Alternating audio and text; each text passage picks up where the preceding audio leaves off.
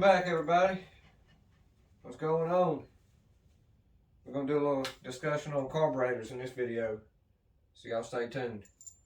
Before we get going here, y'all, we just want to give a big thank you to everybody. We finally hit over 100 subscribers this week. That's crazy. It really blows our mind that there's 100 people out there that would watch two rednecks ramble on about old trucks. We really appreciate the love, y'all. Keep liking, keep commenting, keep subscribing. Thank y'all. Before we get into it here, I just want to make a little disclaimer. I don't claim to be an expert on carburetors, or the carburetor guru, or the carb father, or whatever you want to call it. I just have a basic understanding of how they work and function.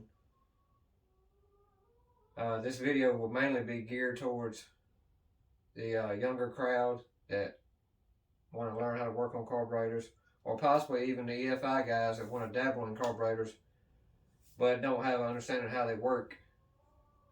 I could also pass along a few tips and pointers to what to look for if you're buying a used carburetor.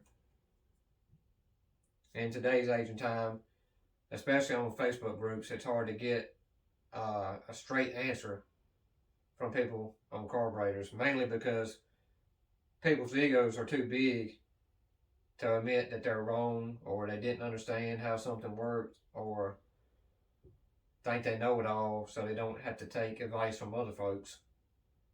So in this video, we're going to try to squash all that, so hang tight. Okay, y'all, you can see we got a few carburetors laid out on the workbench here. This video will mainly be geared towards the Holley style carburetors. That could be anything from a Holley to a Quick Fuel to a FST. I think AED makes a version of a Holley. There's probably a couple other companies out there that have a Holley style carburetor. That's not a knock against Edelbrock or Quadrajets or Thermoquads.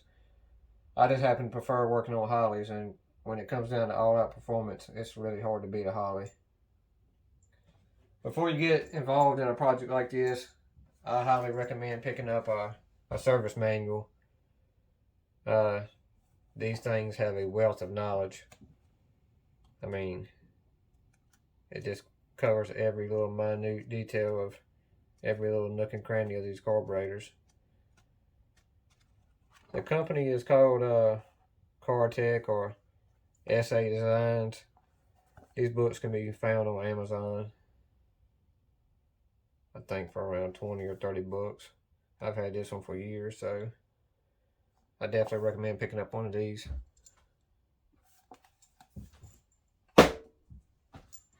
Let's see. Most of you people out there, especially if you got an old Dodge pickup or truck or something like that, you'll be familiar with the old small 2-barrel. These have a lot of similarities to the 4-barrel parts, but for performance reasons, we're mainly going to stick to a 4-barrel. So that's just to give you a look at what you might have on your vehicle now. The most common carburetor you'll see out there, most people refer to these as a box Holley because they're kind of shaped like a square, a rectangle box. I mean, they're flat on the ends. This is a 600 CFM vacuum secondary. And what I mean by vacuum secondary, that means that the secondary throttle blades are controlled by vacuum. This little vacuum pod has a spring inside of it. Give you a good look at this 600 vacuum secondary.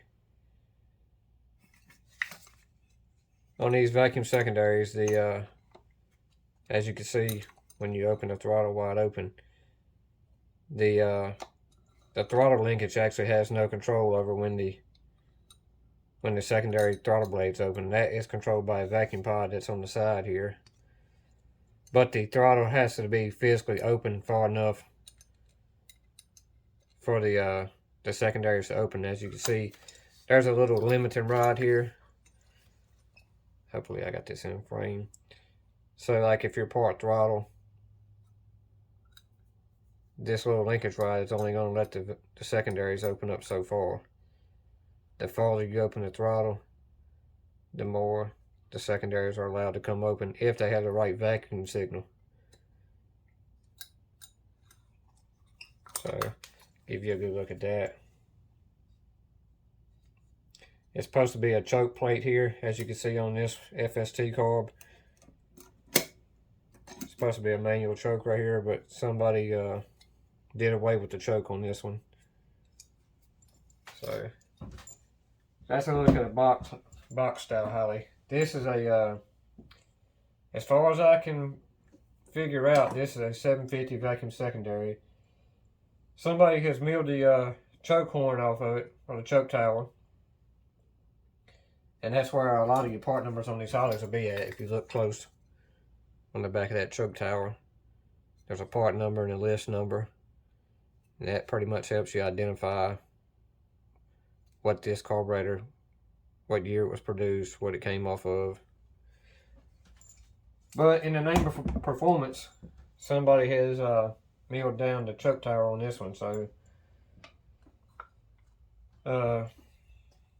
this is a later style with the dual feed, dual inlets, instead of on this carburetor, which is this carburetor is a parts carburetor, so it is missing a few little odd and end things. There's supposed to be a transfer tube here that connects the front and back bowls.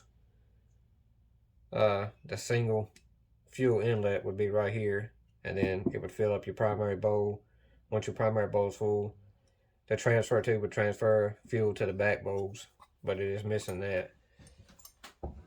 So on later styles, they went to a dual feed setup. Still, one main fuel line comes in here, but it feeds both bowls at the same time. What I commonly see on the internet or marketplace, or even in carburetor group pages on Facebook, the first thing people will see is they'll see a dual feed and they automatically think it's a double pumper. That doesn't necessarily make it a double pumper. When somebody refers to something being a double pumper, they're referring to the accelerator pumps. Now, as you can see on this one, it has an accelerator pump on the primary. There's no accelerator pump on the secondaries. There is the fuel bowls will be machined out for them, but there will be no fuel passages drilled out, and you'll be missing the actual pump mechanism itself. Same way with the box style Holleys. You can see this, it's a single pumper. Accelerator pump on the primary side, nothing on the secondary side. Compared to a actual double pumper, you can see it has accelerator pumps on primary and secondary side. So just, you kind of got to watch yourself. People will try to get one over on you, or sometimes they don't really even know. They'll just toss the term around double pumper kind of casually. Some people don't really understand what it actually means, so there's a little tip for you. And these are pretty similar. This is actually, as far as I can tell, this is a 750.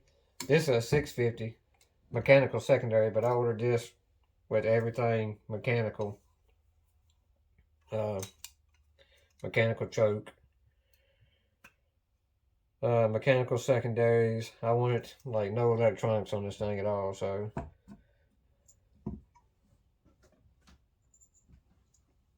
but everything is pretty similar on these two. It's dual feed. On this one, you actually can feed it from either side. I don't know if these are like that or not, if they're drilled or not. No, you can only plumb this thing on one side, so you can either run your fuel line like that or flip it around backwards if you need to. On this FST carb, the bowls are actually drilled for either side, so you could remove this plug and swap your fuel inlet fittings to either side, just to kind of give you flexibility on install. So this is a new carburetor. I went over it in another video I had. We can come back and touch base on that one, but for right now, we'll set it to the side. This is going to be Lucas's carburetor, so when he gets out of school, I'm going to let him start tearing it down and let him do his first rebuild on it. So I'll try to get a video of that. We'll get rid of this crappy 2-barrel while we're at it too, to free up some workspace.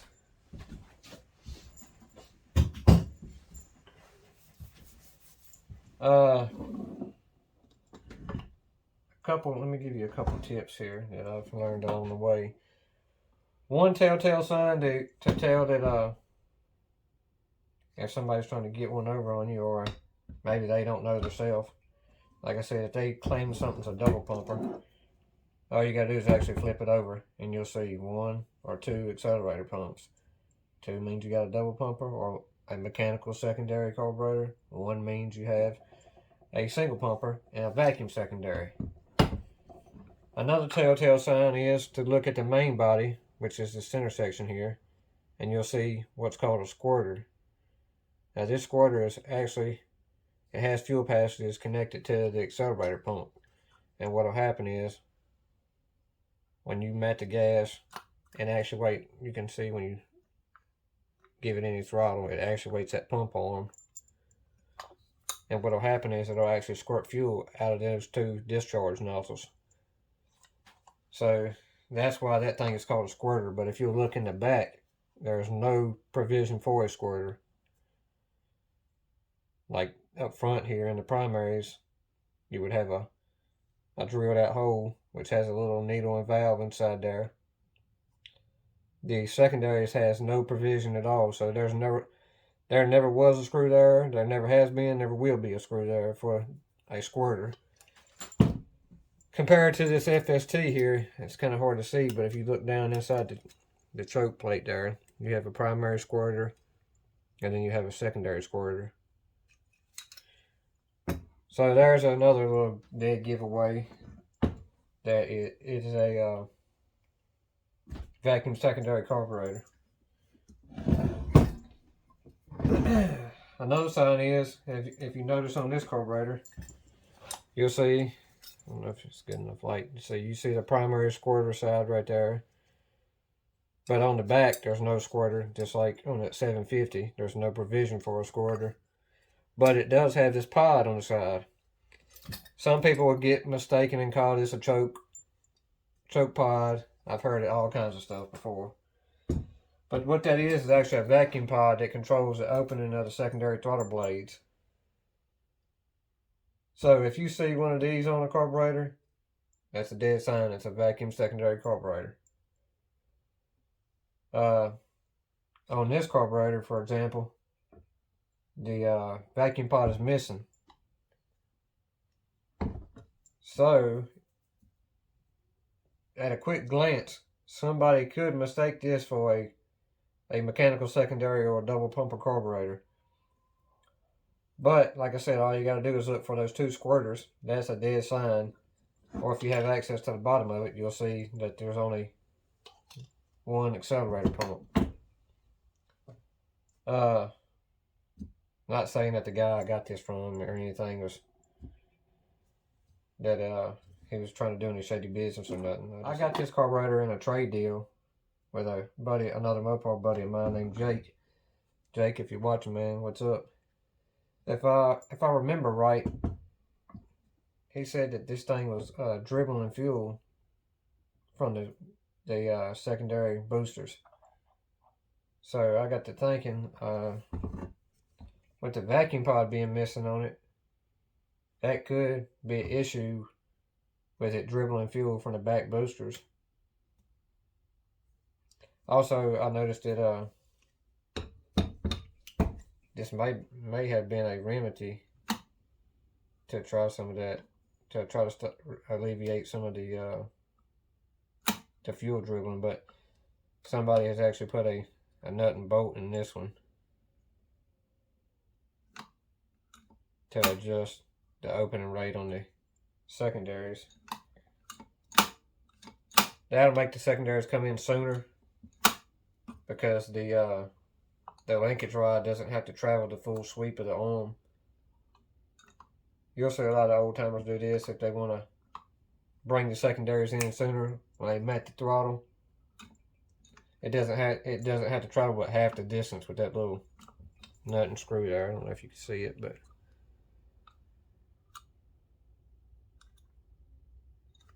it'll control. So if you did have a little fuel dripping from the back boosters, the only way to solve a rich problem is to give it more air or take away fuel. So opening the back boosters a little sooner could have alleviated that problem a little bit, but I'm not exactly sure if that vacuum pod off of that carburetor will work on this one, but we're going to try and see. That's a new vacuum pod on that thing, so I know it's good. Okay, y'all bear with me on this thing here. Hopefully this thing's in the frame and it's not too dark. What we have here is I'm no Pablo Picasso, so hopefully this doesn't confuse anybody. This is a cutaway view of a Holley carburetor. I simplified this as best I could. There's a ton of missing passages in here that I didn't include just for the sake of making this discussion a little simpler. Basically what a carburetor does is it meters air and fuel going into the engine, which is what most modern ECUs on newer cars do. I understand that they also control timing and other factors, but one of their biggest jobs is to control the fuel trim according to data it receives from several different sensors. Well, before there was computer control cars, we had carburetors, and depending on different size jets and air bleeds and other factors, that would determine how much air and fuel this carburetor would flow.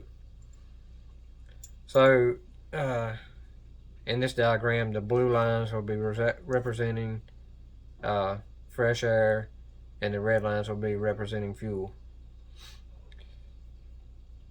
Most carburetors, well, not on most, but all carburetors, you have a main body which houses the Venturis, or barrels as most people call them. On a 2-barrel you would have 2, on a 4-barrel you would have 4, and so on and so on.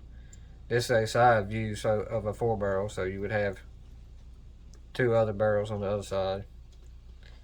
But your main body houses your Venturis. A Venturi is this kind of hourglass shaped deal going on here. We'll touch back on that in a second. Then you have your base plate. Your base plate houses your throttle blades, which will be these things here. You'll have a primary and a secondary fuel bowl, which is just a bowl that holds fuel. Basically what it does, what it says. Inside those fuel bowls you will have a float, which basically does what it says it does. It floats up and down depending on where you have your fuel level set at. And then past that you will have what is called a metering block. A metering block is where most of the magic happens at. Depending on what size jets you have, which these small things right here will be jets. Depending on what size jets you have, it's going to depend on how much fuel this thing will flow.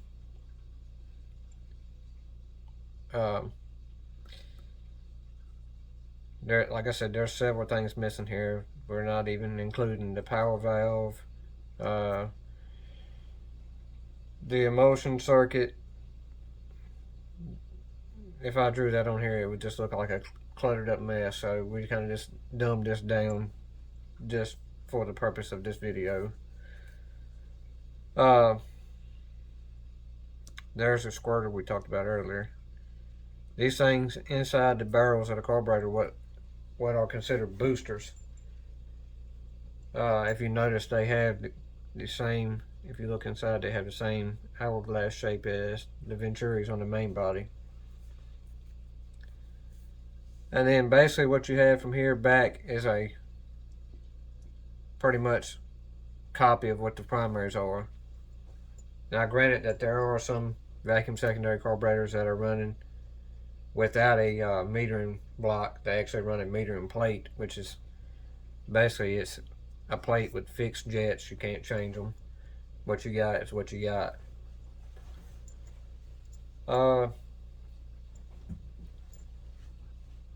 These things here are what is considered your needle and seat.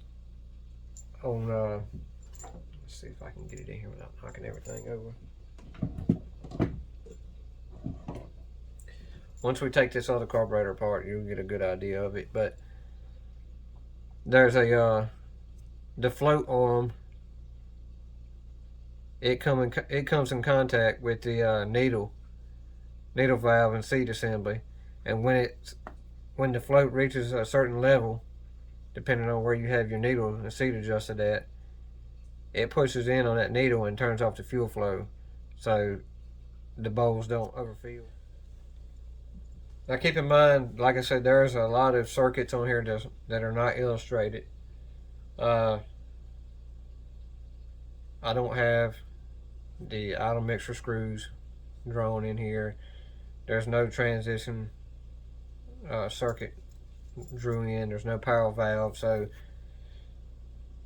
for most of you guys that basically have an understanding of how these things work, I understand that there's a lot of stuff missing here, but this is a general overview for the guys that are kind of newer to carburetors. So getting back to it here,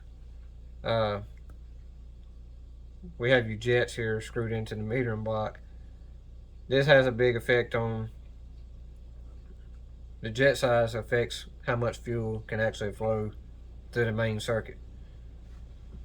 So as the airspeed moves to the carburetor, which remember the blue lines represent fresh air and the red lines represent fuel, as airspeed flows to the carburetor and flows to these boosters, it actually creates enough vacuum to pull fuel from the main well up through these passages where it gets mixed with air. Air and fuel gets mixed in here. This is what is considered a motion tube. We'll get back to that later, but there's a couple air bleeds on top of the carburetor where it actually bleeds in the air here to emulsify the mixture. So as it pulls from the main well up to the passages of the motion tube, it gets mixed with air here. As it comes out of the booster, it hits a strong flow of fresh air, which atomizes the fuel and breaks it down into little droplets. Like I said, you basically have the same thing working on the secondary side.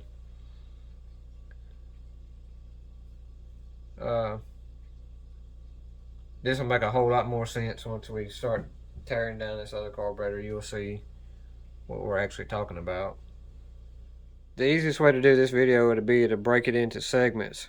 So if you want me to go into in-depth detail on these carburetors, just drop it in the comments. I'll be glad to share what knowledge I have of these things with anybody out there.